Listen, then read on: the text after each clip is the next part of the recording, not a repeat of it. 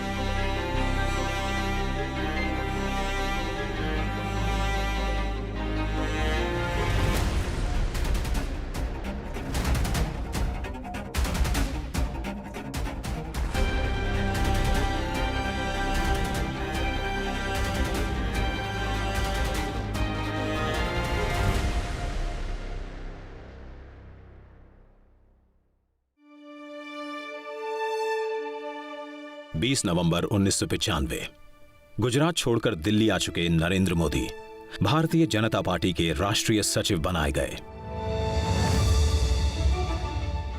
हरियाणा, चंडीगढ़, हिमाचल के बाद पंजाब और जम्मू कश्मीर का भी प्रभार मिला। मोदी की सियासी सूझबूझ ने कमाल दिखाया। हरियाणा और चंडीगढ़ में 1996 में बीजेपी बड़ी ताकत के तौर पर उभरी। 1998 में बीजेपी ने हिमाचल प्रदेश में सरकार बनाई, प्रेम कुमार धूमल की अगुवाई में। मोदी का कद राष्ट्रीय स्तर पर बढ़ता चला गया। 1998 में बीजेपी के संगठन महामंत्री बने। उस समय तो स्वयं होकर के बहुत छोटी छोटी चीजों पर भी वो ध्यान करने के लिए तत्पर रहते थे। उनके पास समय भी था। मुझे ध्यान है कि 1996 में मुझे अगर कंप्यूटर को सीखने की प्रेरणा देने वाले कोई व्यक्तित्व हैं तो नरेंद्र मोदी हैं। मई 1999 में पाकिस्तानी सेना की कारगिल में हुई घुसपैठ का भारत ने मुंहतोड़ जवाब देना शुरू कर दिया। हम शांति चाहते हैं, ये तो दुनिया ने देखा। अब दुनिया ये देखेगी कि हम शांति की रक्षा के लिए और अपनी शक्ति का भी प्रदर्शन कर सकते हैं। सेना का मनोबल बढ़ाने के लिए मोदी खुद कारगिल गए, घायल जवानों से अस्पताल में मुलाकात की। और एक घटना हम कभी नहीं भूल सकते, मोदी जी भी नहीं भूले होंगे। हम जवानों को जो सामान दे रहे थे वो रख रहे थे बेचारे, एक जवान ने हाथ ही नहीं किया। माइन ब्लास्ट में इस जवान के दोनों हाथ और दोनों पैर उड़ गए।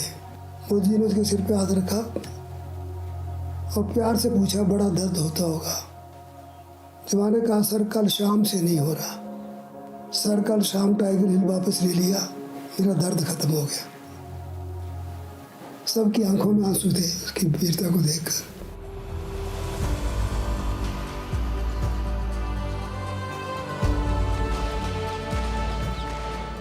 कारगिल से पाकिस्तानी घुसपैठियों को भारतीय सेना ने मार भगाया। 1999 में अटल बिहारी वाजपेयी के नेतृत्व में तीसरी दफा एनडीए की सरकार बनी। बीजेपी की बढ़ती ताकत में मोदी संगठन महामंत्री के तौर पर महत्वपूर्ण भूमिका निभा रहे थे। इत्तेफाक ये कि बीजेपी पूरे देश में मजबूत हो रही थी, लेकिन मोदी के अपने गृह प्रदेश में कमजोर। साल 2000 में हुए स्थानीय निकायों के चुनाव में बीजेपी को गुजरात में ज्यादातर जगहों पर हार का सामना करना पड़ा था। देश गणतंत्र दिवस मना रहा था, लेकिन गुजरात के लिए यह दिन काल बनकर आया।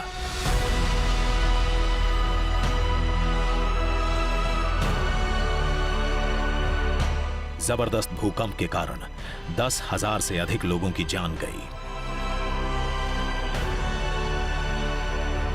बहुत ध्वस्त हो गया था। अंजार में तो स्कूल पूरी की पूरी और बच्चे भी थे उनमें समाप्त हो गए थे। तो ऐसी खराब हालत थी उन दिनों में कि पता नहीं था कि इसमें क्या करें। कच्छ में जान माल का सबसे अधिक नुकसान हुआ। भुज की पुनर्रचना कैसे होनी चाहिए, उन्होंने कहा था कि अलग जगह पर बड़ी जगह लेकर गांवों की पुनर्रचना करनी चाहिए और शहरों जैसी रचना करनी चाहिए। बड़े रास्ते होने चाहिए, गटर होनी चाहिए और विद्यालय होने चाहिए। आज हमें लगता है कि कच्छ में कभी भूकंप हुआ ही नहीं। तो ये जो संस्कृति है, कल्चर है, वो उनके दिमाग में है। आपत्ति को अवसर में बदलना, ये दो जीवन सूत्र नरेंद्र मोदी के पूरी राजनीतिक और सामाजिक जीवनी में है। भूकंप के इस कालखंड में राहत और बचाव कार्यों में राज्य सरकार की शिथिलता को लेकर गुजरात के मुख्यमंत्री केशुभाई पटेल पर गंभीर सवाल उठे। सितंबर महीने में साबरकांठा की लोकसभा सीट और साबरमती की विधानसभा सीट पर उपचुनाव हुए। दोनों जगह पार्टी की हार हुई। पार्टी के अंदर चिंतन का सिलसिला शुरू हुआ। 1 अक्टूबर 2001 माधवराव सिंधिया के साथ विमान दुर्घटना में मारे गए कैमरामैन गोपाल सिंह बिष्ट का दिल्ली में अंतिम संस्कार हो रहा था। नरेंद्र मोदी भी वहीं मौजूद थे। उनके मोबाइल फोन की घंटी बजी। लाइन पर थे प्रधानमंत्री वाजपेयी। कहा, शाम में मिलने के लिए आओ। मोदी वाजपेयी से मिलने गए। गुजरात वापस लौटने का फरमान मिला मुख्यमंत्री के तौर पर।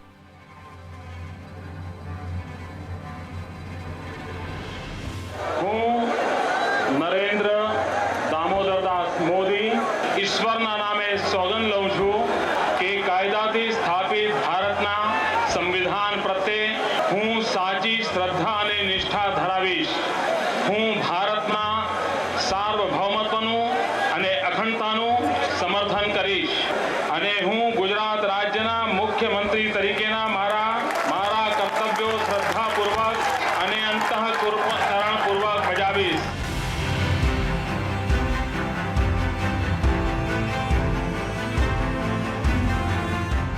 मुख्यमंत्री पद संभालते ही नरेंद्र मोदी अपनी मां हीराबा के पैर छूने गए। मां ने आशीर्वाद के साथ सीख भी दी, बेटा कोई घूस दे तो लेना मत। गुजरात का सीएम बने हुए मोदी को 4 महीने हो गए थे। संवैधानिक प्रक्रिया के तहत सीएम की कुर्सी संभालने के 6 महीने के अंदर मोदी को सदन का सदस्य बनना था। 1.5 दशक से पार्टी और साथियों को अलग अलग चुनावों में जीत दिलाते आए मोदी को खुद के लिए पहली बार चुनाव लड़ना था। मैंने पार्टी के लिए, पार्टी की जरूरियात के लिए सीट खाली कर दी और उसी पर नरेंद्र भाई जीत कर आए। 27 फरवरी 2002 गोधरा रेलवे स्टेशन से ठीक आगे साबरमती एक्सप्रेस के S6 डिब्बे में साजिश के तहत दंगाइयों की भीड़ ने आग लगाई।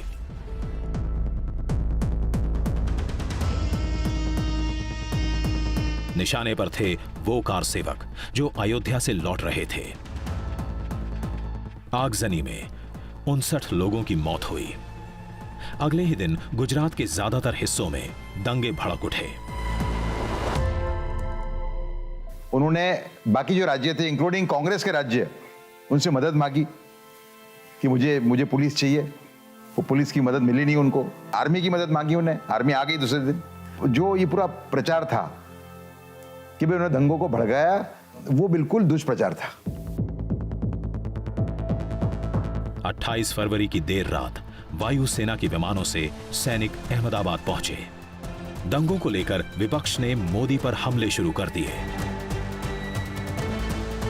ये भी मोदी जी के लिए एक बड़ा चैलेंज था, गुजरात को संभालना, कम्युनिटी हार्मनी को संभालना, जिन्होंने गुंडागिर्दी की थी उनको नसीहत देना, और देश भर के सूडो सेक्टरलिस्ट मोदी ने ये किया है, मोदी ने ये किया है, मोदी जी को बदनाम करने के लिए पूरी कोशिश की।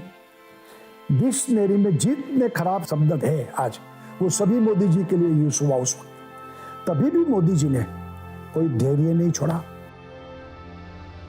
विपक्षी पार्टियों का हमला जारी रहा।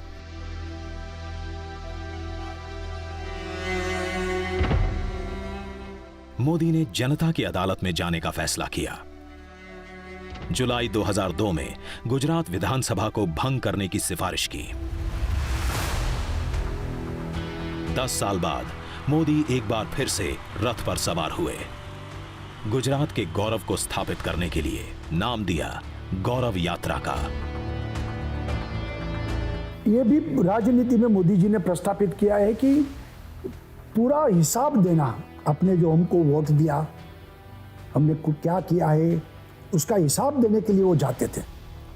और गुजरात स्पिरिट, गुजरातियों का स्पिरिट्स, उनको बढ़ावा मिले, उस वक्त गुजरात का आत्मगौरव बढ़े, तो गौरव यात्रा उस वक्त इस मुद्दे पर उन्होंने पूरी गुजरात में घुमाई थी। यात्रा को अपार जन समर्थन मिला। पार्टी को गुजरात विधानसभा की 182 में से 127 सीटें हासिल हुईं। मोदी का दूसरा शपथ ग्रहण। હું ભારતના સાર્વભૌમત્વનું અને અખંડતાનું સમર્થન કરીશ।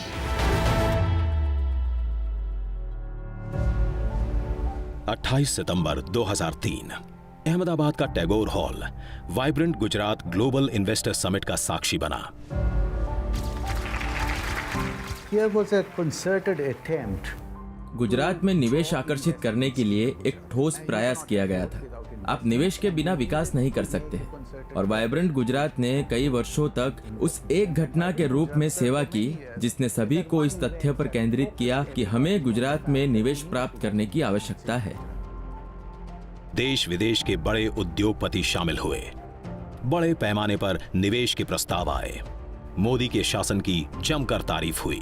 2003 से शुरू हुआ ये सिलसिला हर 2 साल पर vibrant Gujarat global investor summit के तौर पर जारी रहा। पहले से ज्यादा भव्य, ज्यादा नामचीन उद्योगपतियों, देशों और कंपनियों के प्रतिनिधित्व के साथ। In course of time, I think the Chief Minister will find that he will not have to attract people to Gujarat. The question will be, you're stupid if you're not here. देशी विदेशी निवेश गुजरात में लगातार बढ़ता रहा। इस बीच मोदी एक और मिशन पर लगे। गुजरात के चौतरफा विकास की कोशिश, नागरिकों का जीवन स्तर बेहतर करने की कोशिश। यही कोशिश गुजरात मॉडल के तौर पर जानी गई। देश विदेश हर जगह उनका जो था वो स्किल एंड स्केल, ये एक महत्वपूर्ण उनका सूत्र बना रहा। स्किल डेवलप करना है, वोकेशनल जो चांसेस है, वोकेशनल कोर्सेज है, उसको डेवलप करना चाहिए, और लोगों को एम्प्लॉयमेंट कैसे मिले इसकी और उन्होंने ध्यान दिया। शाला प्रवेशोत्सव, पहले शौचालय फिर देवालय, सभी घरों में 24 घंटे बिजली देने वाली ज्योतिग्राम योजना। 24/7 इलेक्ट्रिसिटी का गुजरात में शुरू किया, तब पूरा हिंदुस्तान में जो है 24/7 इलेक्ट्रिसिटी किसी को दे सकते हैं, हर घर में दे सकते हैं, ये तो कोई सोच ही नहीं सकते थे। खेत की पैदावार बढ़ाने के लिए सॉइल हेल्थ कार्ड, कृषि महोत्सव। એટલે જેમ ખેતરમાં પરિવર્તન, ખેડૂતમાં પરિવર્તન, પાકમાં પરિવર્તન, એમ કૃષિની સંપૂર્ણ વ્યવસ્થા બાબતમાં પણ પરિવર્તન। चमकते सरकारी अस्पताल, मेडिकल कॉलेजों की संख्या में भारी भरकम इजाफा। रर्बन मिशन, शहर जैसी सुविधाएं गांव में।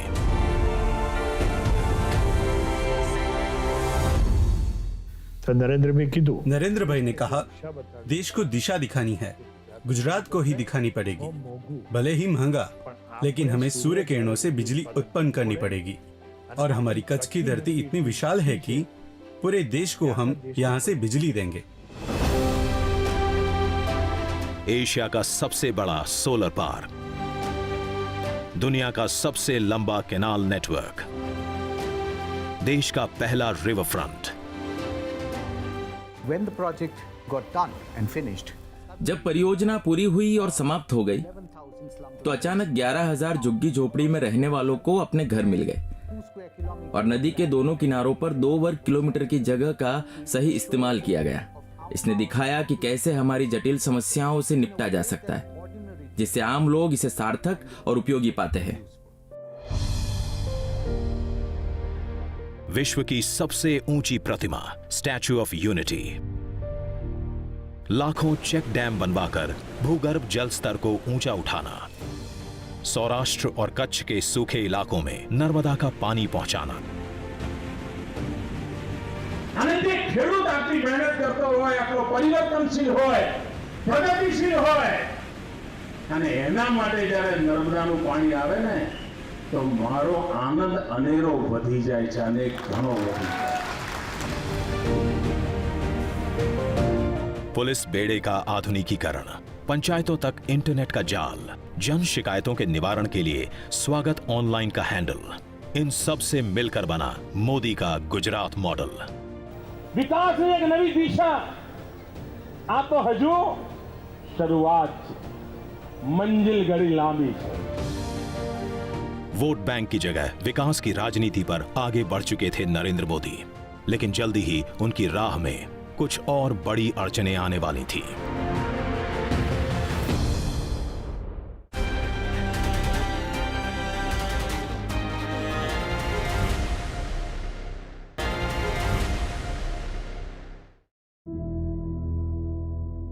गुजरात के मुख्यमंत्री के तौर पर नरेंद्र मोदी को धरने पर बैठने के लिए मजबूर होना पड़ा। मुख्यमंत्री ने अपने स्टेट के लिए उपवास किया हो, अभी तक एक ही दाखिला है, और नरेंद्र भाई मोदी का है। केंद्र सरकार थी कांग्रेस की, बांध की ऊंचाई बढ़ाने के लिए यहां पर उपवास किया, पूरा गुजरात जाग गया। वजह थी मनमोहन सिंह की अगुवाई वाली यूपीए सरकार की तरफ से लगाई गई अड़चन, जिसके कारण सरदार सरोवर बांध की ऊंचाई नहीं बढ़ाई जा सकती थी। અને નર્મદાનું 110 મીટરનું ક્લિયરન્સ મળે તો હું ગુજરાતની ધરતીને વચન આપવા માંગુ છું, જે દિવસે બાંધકામ શરૂ થાય એના 150મા દિવસે ગુજરાતમાં વીજળીનો પણ ધોધ વહેતો થઈ જાય, આજથી અમે તૈયારી કરી। मोदी का उपवास 52 घंटे चला, गुजरात की मांग पूरी हुई।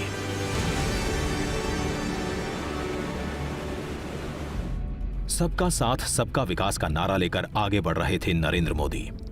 इसी दौरान 2007 का विधानसभा चुनाव आया। विपक्ष एक बार फिर से हमलावर। गुजरात की सरकार चलाने वाले झूठे, बेईमानी, डर और मौत के सौदागर हैं। लेकिन जनता का भरोसा मोदी पर।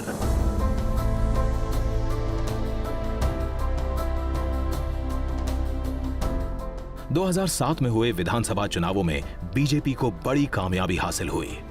मोदी का सिक्का और जमा, अजीत की छाप मजबूत हुई। 3 अक्टूबर 2008 ममता बनर्जी के हिंसक विरोध के कारण पश्चिम बंगाल के सिंगूर से अपनी ड्रीम कार नैनो का प्लांट बंद करने का ऐलान रतन टाटा को करना पड़ा। टाटा परेशान थे, कहां जाएं, किस जगह नैनो का प्लांट लगाएं। उसी समय उनके मोबाइल पर एक छोटा सा एसएमएस आया, सुस्वागतम। संदेश भेजने वाले थे नरेंद्र मोदी। रतन टाटा ने क्षण भर की देरी नहीं की और मन बना लिया गुजरात में टाटा नैनो का प्लांट लगाने का। We've been through a rather sad experience from a small quarter of the residents of West Bengal, despite the state government's efforts, and so quickly and so efficiently and so with so much enthusiasm, we now have a new home.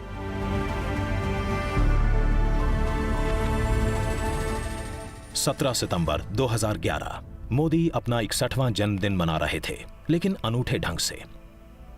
अपने जन्मदिन के मौके पर मोदी ने 3 दिन के सद्भावना उपवास की शुरुआत की।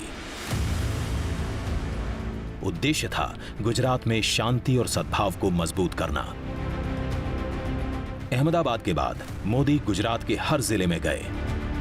समाज के सभी वर्गों में आपसी विश्वास बढ़ा। मोदी पर देश दुनिया का भी भरोसा बढ़ने लगा। अंतर्राष्ट्रीय पत्रिका टाइम ने 16 मार्च 2012 के अपने अंक में मोदी को कवर पर जगह दी। टिप्पणी थी, मोदी मीन्स बिजनेस। एक मत गुजरात भाजपा सरकार के नारे के साथ नरेंद्र मोदी चुनाव मैदान में उतरे, जीत की हैट्रिक लगाई। मोदी को देश के अगले पीएम के तौर पर देखा जाने लगा। कई राज्यों से जो लोग आते थे हमें बोलते थे कि मोदी जैसा काश हमारे सीएम होते तो हमारा भी राज्य ऐसा होता। ठीक है, अगली बार हम उनको प्रधानमंत्री बनना चाहते हैं। गुजरात के मुख्यमंत्री के रूप में उसी दिनों में देश के कार्यकर्ता उनको प्रधानमंत्री के रूप में देखना चाहते थे। आम जनता के दिल में मोदी ने अपने लिए जगह बना ली। 13 सितंबर 2013 देश में चल रही मोदी लहर का अंदाजा बीजेपी के बड़े नेताओं को भी था। पार्टी ने मोदी को पीएम उम्मीदवार के तौर पर पेश कर दिया। संसदीय दल ने यह फैसला किया है कि श्री नरेंद्र मोदी को आगामी लोकसभा चुनाव के लिए प्राइम मिनिस्ट्रियल कैंडिडेट के रूप में प्रोजेक्ट किया जाए।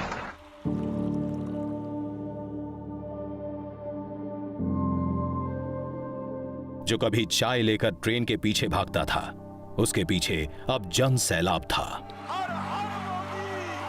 नरेंद्र मोदी का चुनावी अभियान जोर शोर से शुरू हो गया। कहीं चाय पर चर्चा, कहीं रोड शो, कहीं पर जनसभा, तो कभी 3D रैली, अलग अलग भाषा, वेशभूषा। नरेंद्र मोदी देश के हर हिस्से में प्रचार के लिए गए, लेकिन हर जगह सभा में गूंज एक ही। 16 मई 2014 मतगणना शुरू हुई। लोकसभा की 543 सीटों में से एनडीए ने 336 पर जीत दर्ज की। अकेले बीजेपी को 282 सीटें मिली। पहली बार ऐसा हुआ जब बीजेपी खुद अपने बूते पर सरकार बनाने की हालत में थी। नरेंद्र मोदी वाराणसी और वडोदरा दोनों सीटों पर रिकॉर्ड मतों से जीते।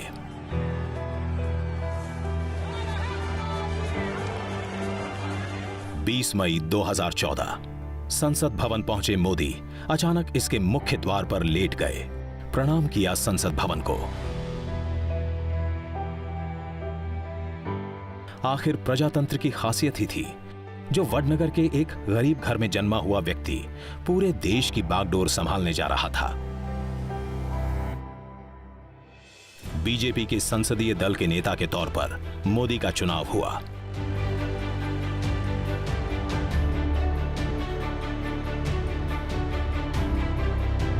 मोदी ने 21 मई को गुजरात के मुख्यमंत्री पद से इस्तीफा दिया। 22 मई को आनंदीबेन पटेल राज्य की नई सीएम बनी।